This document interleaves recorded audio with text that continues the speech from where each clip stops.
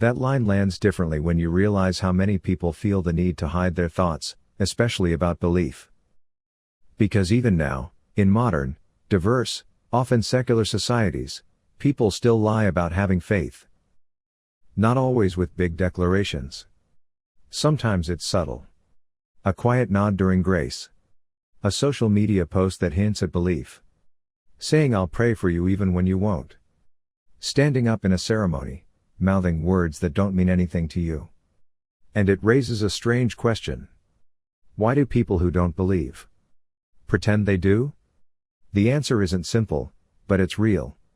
And it cuts across families, communities, institutions, and entire cultures. Because pretending to believe is often easier, and safer, than saying, I don't. That's the part most people don't talk about. Not because it's a mystery, but because it makes things uncomfortable. Because belief is supposed to be personal. Yet somehow, disbelief always seems to need a justification. The truth is, there are millions of people around the world who no longer believe in any kind of God, but haven't told anyone. Not their partners. Not their parents. Not their children. Not their friends.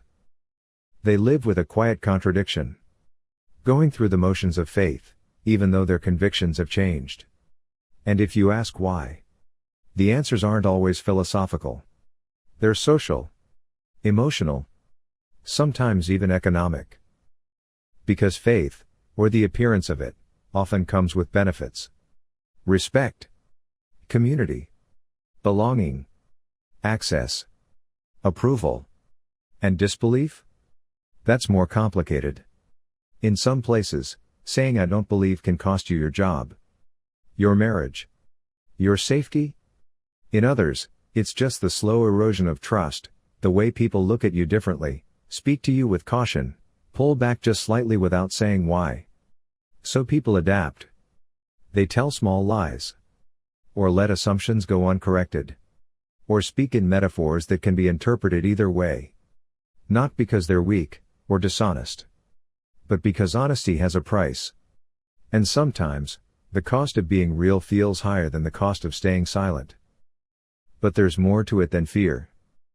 Sometimes people pretend to believe because it feels easier than disappointing someone they love. A grandparent who prays every night. A spouse who thinks belief is a shared foundation. A community that organizes every event around a religious calendar. You don't want to be the person who says, this doesn't mean anything to me. You don't want to be the reason someone else feels like their world just cracked a little. So you play along. Not because you're confused. Not because you're uncertain. But because belief is never just belief. It's a social signal. It says, I'm part of this. It says, I see the world the same way you do. It says, you can trust me. And when you take that away, even gently, things shift. So people stay quiet. Or tell themselves they'll say something later. Or that it doesn't really matter. But it does. Because when enough people pretend, the illusion grows stronger. And everyone ends up thinking they're the only one who doesn't believe. That's the trap. It's not just that people lie about faith. It's that they lie alone. And they lie because everyone else is lying too. It's not coordinated. It's not planned. It's just social gravity. The pressure to conform. To blend in. To not make things complicated. And that pressure is deeply embedded in how societies work. In many cultures, belief is treated like a moral baseline. It doesn't matter what the belief is, as long as you have one. Because having faith is seen as a sign of character. And not having it? That's still coded as empty. Cold. Lost. So even if you're ethical, thoughtful, kind, even if you live your life with integrity, if you don't believe, there's still this quiet question floating around you, what's wrong with you? That's not about logic. That's about tradition. And expectations. And fear of the unknown, even when they don't believe them. And that's not because people are weak-minded or afraid of thinking for themselves. It's because humans are social by design. We evolved to be sensitive to group dynamics. To read the room. To protect our standing in the tribe. Because for most of our history, survival depended on staying connected, not standing out. So we learned to mimic. To agree with the people around us, even if we had doubts. To say what's expected. To avoid conflict. Because conflict meant risk, and risk could mean being cut off. That tendency hasn't gone away. Even in a modern world with legal protections, global conversations, and access to more ideas than ever before, the need to belong still runs deep. And that's one of the reasons people lie about faith. Because in many places, faith is still the ticket to belonging. It's the default setting in families, neighborhoods, offices, and schools. It's the shared script people are supposed to read from, especially during weddings, funerals, holidays, and major life transitions. And when you don't believe, there's no alternate script. There's just silence. So people fill that silence with whatever keeps the peace. They sit in pews. They send their kids to religious schools. They say yes when someone asks, "Do you believe in God?" Even if they haven't believed in years. And underneath that surface agreement, there's often a private world of thought. Not angry. Not defiant. Just unspoken. A quiet refusal to accept stories that no longer make sense. But the social rewards of pretending are too strong. In some cultures, belief is tied directly to identity. Not just personal identity, but collective. National. Ethnic. Historical. Saying I don't believe doesn't feel like rejecting an idea. It feels like rejecting a family. A culture. A past. So again, people adapt. They compartmentalize. They keep their inner life separate from their public one. And they become fluent in a language they don't believe in. That's not just exhausting. It's lonely. Because real connection, the kind that's built on honesty, becomes harder to find. And the more people perform faith for others, the more the illusion stays intact. The more outsiders feel like insiders. And the more insiders feel trapped by expectations they never signed up for. This is what sociologists call pluralistic ignorance, when everyone assumes they're the only one with doubts, because no one else is speaking up. And it creates a false picture of belief. A landscape that looks more faithful than it really is. The data backs this up. In many countries, private disbelief is much more common than public identification. People stop believing long before they ever say it out loud. And some never say it. Not because they're unsure. But because they've learned it's easier not to. This silence isn't neutral. It shapes how religion is treated in politics, education, healthcare, and law. It makes belief seem more universal than it really is. It gives religious voices disproportionate influence. And it reinforces the idea that faith is the default, and anything else is fringe. That's not just a misunderstanding.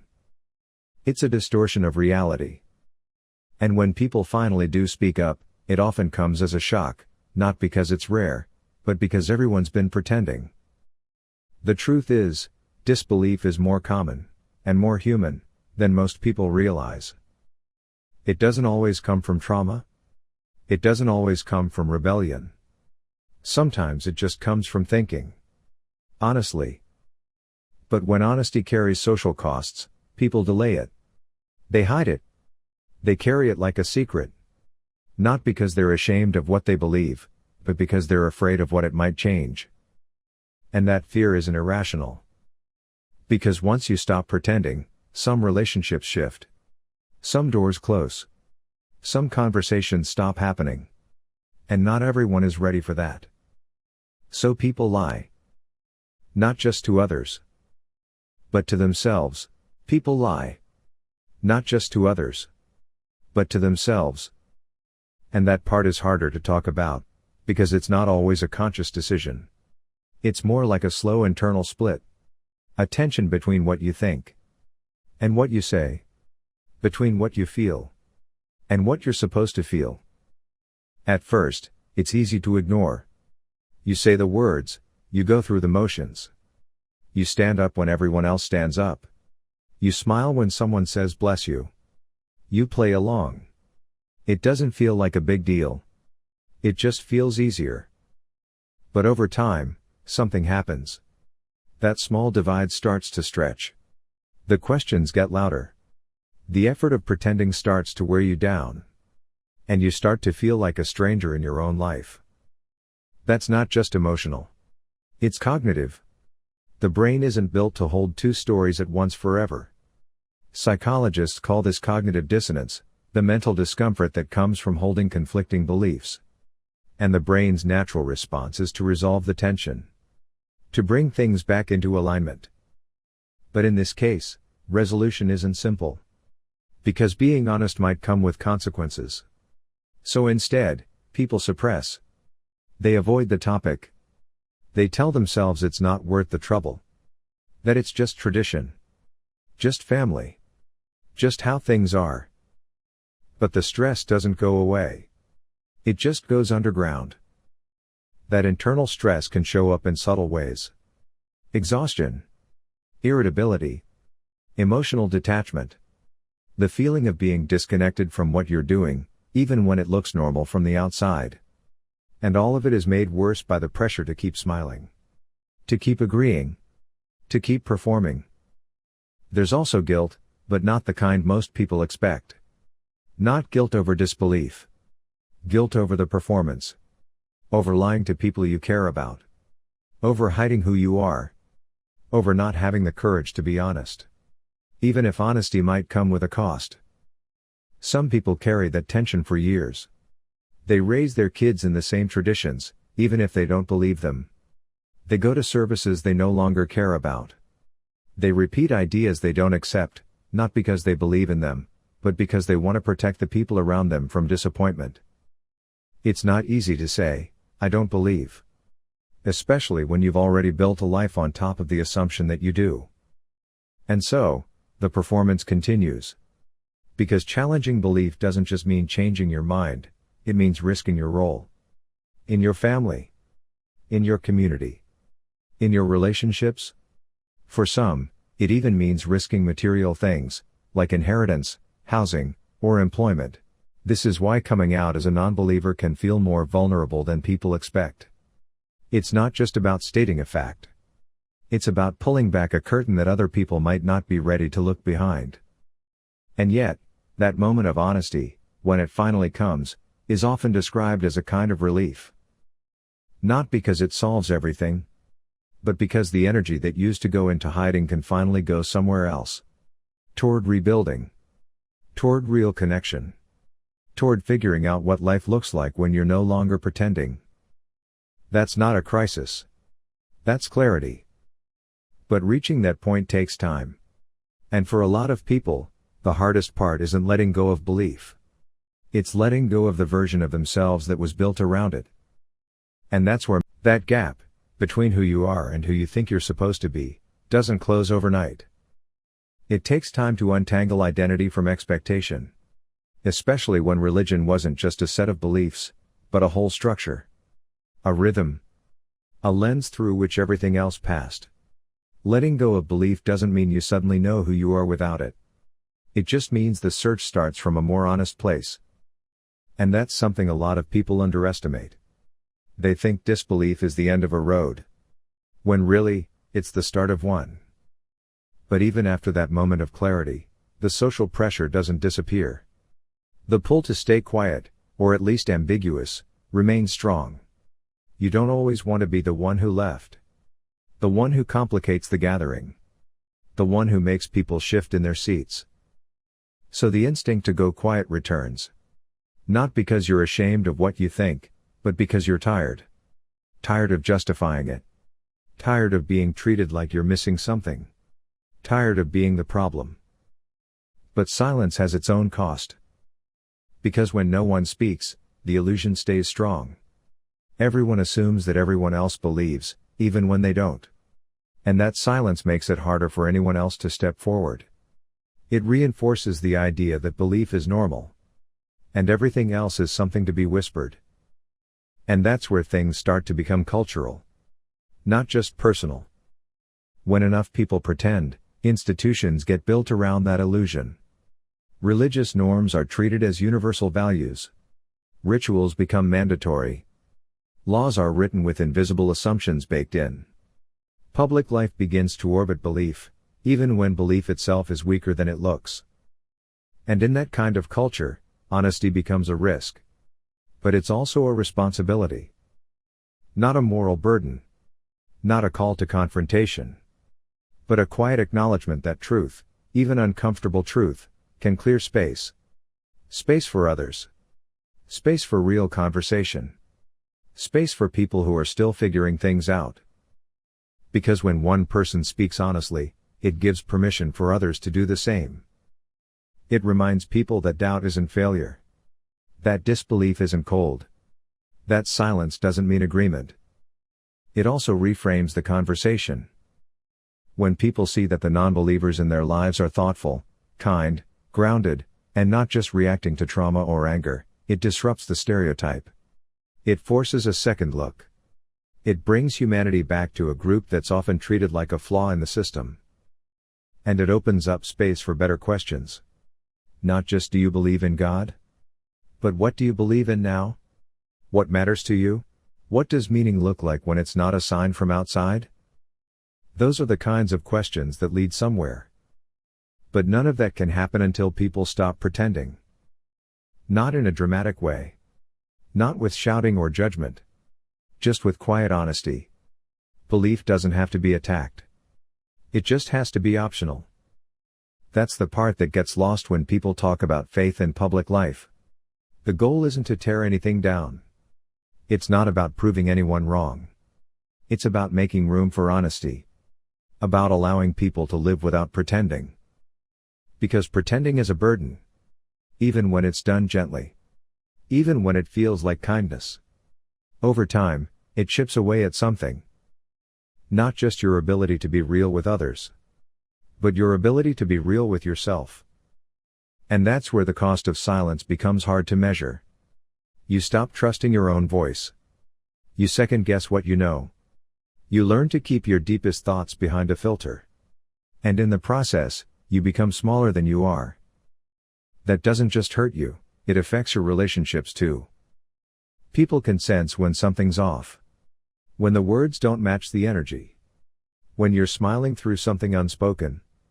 And that distance, even when it's polite, becomes a barrier.